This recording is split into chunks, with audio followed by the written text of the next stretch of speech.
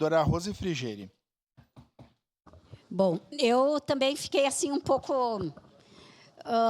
perplexa com essa discussão, não pela questão do tema em si. Confesso que quando se discute a participação da mulher no esporte, as discriminações que acontecem, ele acaba sendo tema relevante à moção que nós estamos fazendo.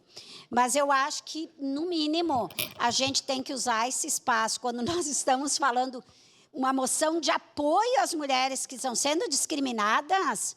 O que acontece? Vem uma fala de discriminação, porque o preconceito é aquilo que a gente tem. Discriminação é quando nós colocamos o nosso preconceito para fora, e que é crime.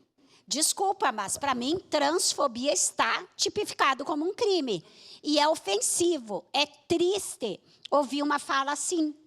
Então, vereador Rafael, lhe agradeço pela menção feita à minha colega Cléo, mas assim como muitas outras, tem muita gente na luta, tem muita gente dando exemplo de coisas boas. Ela, inclusive, foi presidente do Conselho Municipal dos Direitos Humanos. Aí, quando a gente vai falar de discriminação das mulheres, uma fala vem discriminando as mulheres, é triste para a nossa casa. É triste e é preconceituoso, é discriminatório, é crime. Então, o meu repúdio é em relação a isso.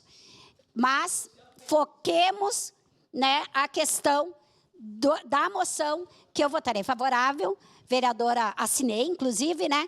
Mas da gravidade do que a gente fala aqui, que nem tudo é imunidade parlamentar. A gente tem que ser responsável pelas nossas falas, mas a gente tem que cuidar quando está falando. Obrigada. Obrigado, vereadora. Com a palavra, a vereadora